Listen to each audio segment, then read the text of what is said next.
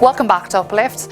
Today we're joined by Isabel Vaughan-Spruce of March for Life UK.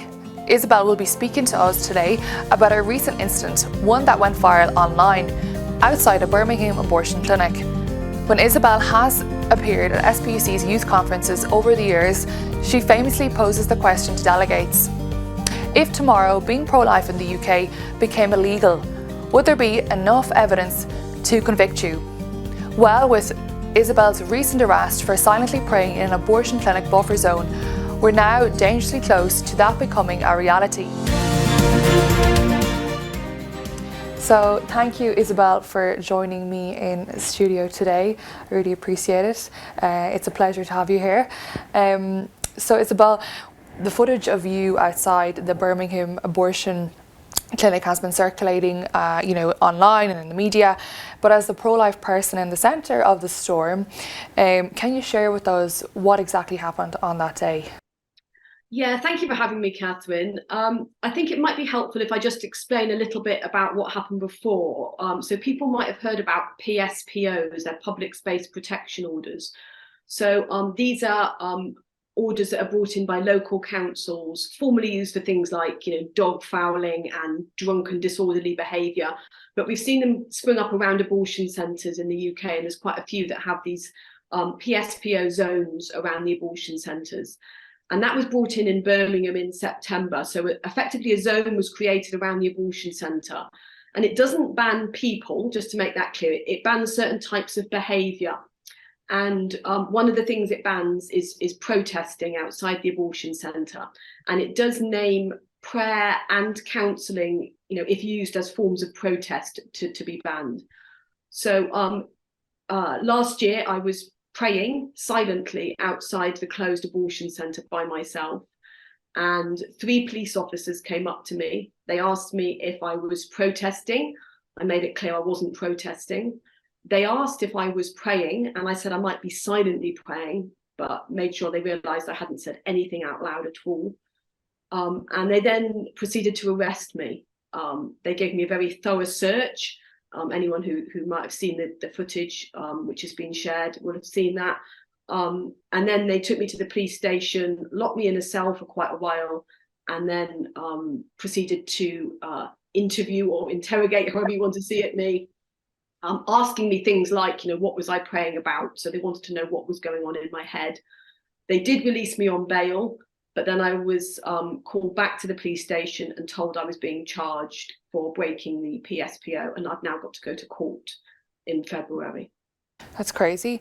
And so the dangerous nature of the buffer zone legislation has been a deep concern for many, for years really. But can you tell us, how it felt to actually experience it for the first time, like this effect?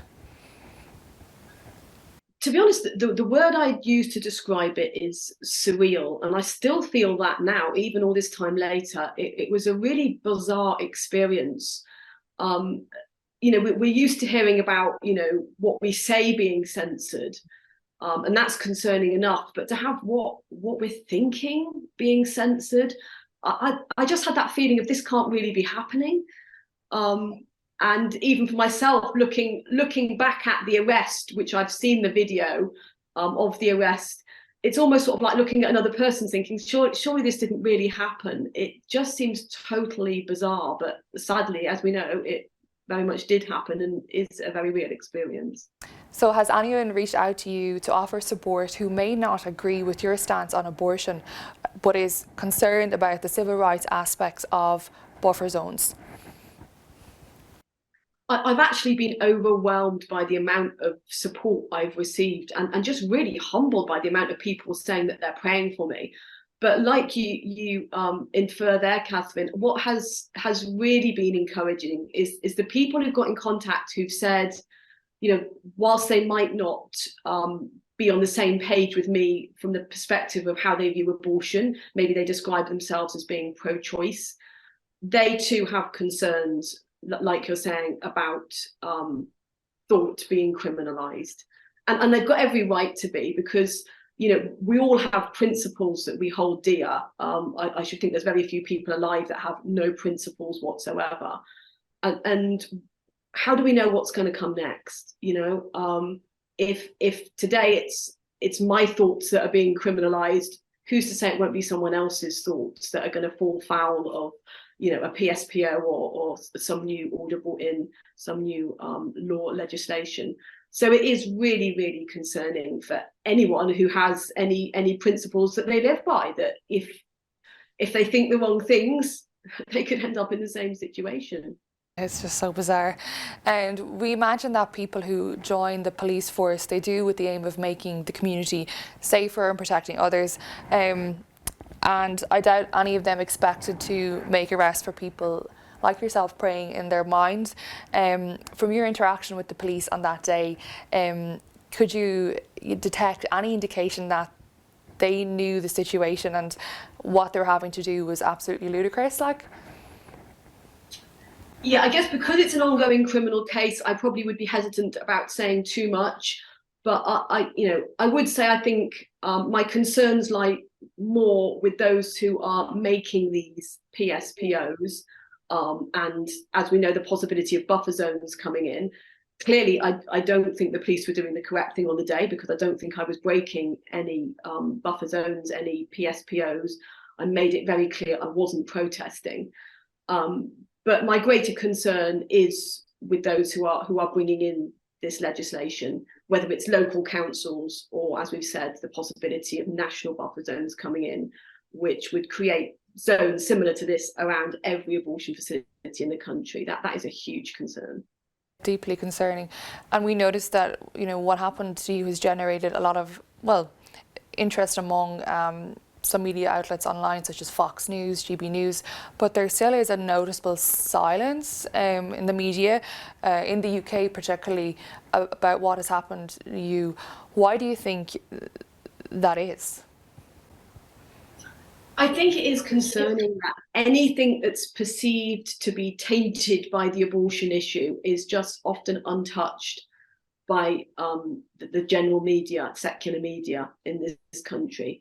And I think we need to get to that place where we can talk about things either directly or indirectly related to the abortion issue, because it's just not doing any favours to anyone that a topic like this can't be talked about in a reasonable way. As I explained, I think this has gone much further than the abortion issue. We're talking about just someone's private thoughts. But even if we are talking about the abortion issue, then it is important that we can just have that discussion. And I think particularly for women, because that's often how we think things through, is by talking about them. And the discussion is effectively being shut down. And that has huge repercussions on those people who might be in positions where they're in a crisis pregnancy, or they've had an abortion and want to talk about that, or anyone who's forming an opinion on this topic. And I think that it is really concerning that conversations are being shut down or just never started up about abortion, whether that's generally in the media or even sort of private conversations. It's just not perceived as a subject that we can talk about. Regarding the case, what are the next steps now? So on the 2nd of February, I have to go to Birmingham Magistrates Court, and we'll have a hearing there. And obviously, depending on what happens there, will depend on what could happen afterwards. So that will be the next step, to 2nd of February, to see what happens at the Magistrates Court in Birmingham. Okay, well, we eagerly await that. And Isabel, one more question then. After all you've been through, would you do it again? I think that I don't believe I've just got a right to pray. I personally believe I've got a duty to pray about abortion. And I think the fact that SPUC are running this campaign, 10 million prayers for 10 million lives lost, that many SPUC supporters will be familiar with, we all recognise the importance of prayer. And I think the fact that such a reaction was provoked, if you like, or we saw such a strong reaction when I went to pray there, maybe it is a reminder of the importance of prayer, that sometimes we can even be tempted to think, what difference do my prayers make? The fact that we are trying to be silenced in this way is a reminder that it does make a difference. So yeah, I would definitely think it's important to pray. I would be happy to to continue praying when I'm allowed to outside abortion centres. And I definitely encourage other people to. Amazing. Isabel, thank you for joining me on Uplift today. Your story is shocking, but one that truly deserves recognition and is commendable. You know, you're chosen for such a time as this. So thank you for speaking up for the unborn and building a culture of life in the UK. And yeah, I'm looking forward to the 2nd of February. So thank you. Oh, it's a blessing to be with you. Thanks so much, Catherine. Thanks everyone for joining me today on Uplift. Please do like, share and subscribe to our channel.